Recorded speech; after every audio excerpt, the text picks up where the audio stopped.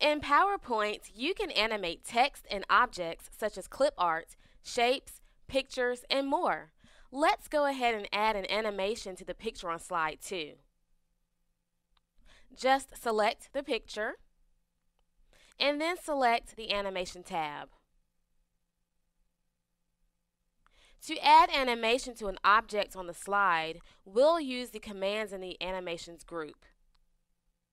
Right now, I can see that there is no animation applied to the picture, which is the selected object. Just click the drop-down menu to see the animation options we have for this object. If you move your cursor over each option, you can see a live preview of the animation on the slide. We have fade, wipe, and fly in. To select one of the default animations, just click an option to select it. If you don't like one of the available options, you can always choose Custom Animation from the menu, or just click the Custom Animation button. This opens the Custom Animation task pane on the right. We can see in the task pane that there is not an animation effect on the object. To add one, click Add Effect.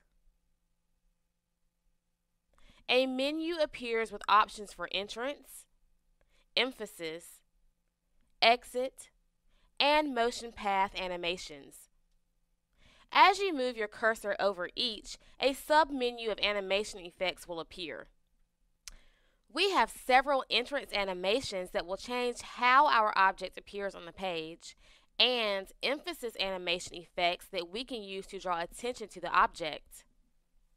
The exit animation effects change the way the object disappears from the slide, and motion paths animate the object so it moves to a specific place on the screen. When we move over each of these, we do not see a live preview of the animation on the slide. We have to select an option first to see the animation effect. Each menu has an option to see more effects or more motion paths. So, if you want to see more animations, you can just select one of those menu options. Let's just apply one of the entrance animation effects. I'd like to try blinds, so I'll just select it. And now I can see the blinds entrance animation on the slide and in the task pane list. I can also see the number 1 beside the item is related to the label on the slide. Another thing you'll notice is on the slide tab in the task pane on the left. Do you see the star icon on the slide? This appeared when I added the animation. It just indicates that this slide has an animation effect. Now, let's look back at the custom animation task pane. I can see some information about the entrance animation in the task pane. From here, I can modify the default settings on the animation. Right now, the blinds effect is set to start when I click. The blinds animation appears in a horizontal direction, and it appears very fast. I can use the drop-down menus to select an option and change any of these default settings. If you change your mind and decide you don't want this animation effect, just make sure it is selected in the custom animation pane and then click remove. Or, if you change your mind and want to try a different animation, click change and select an entrance, emphasis, exit, or motion option. Here, I'll try this diamond entrance animation.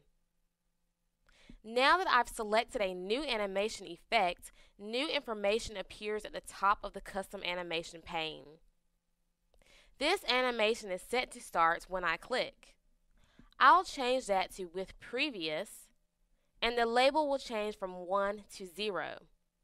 Since this slide doesn't have an animation that appears before this one, the animation on the picture will begin when the slide appears.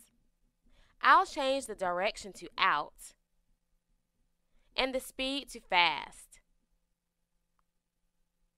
To see how it looks on the slide, you can click play in the task pane to see a preview of the animation, or click slideshow to see it in the slideshow view. And then press escape to return to normal view. Take a look at the second part of this lesson to learn more about animating in PowerPoint.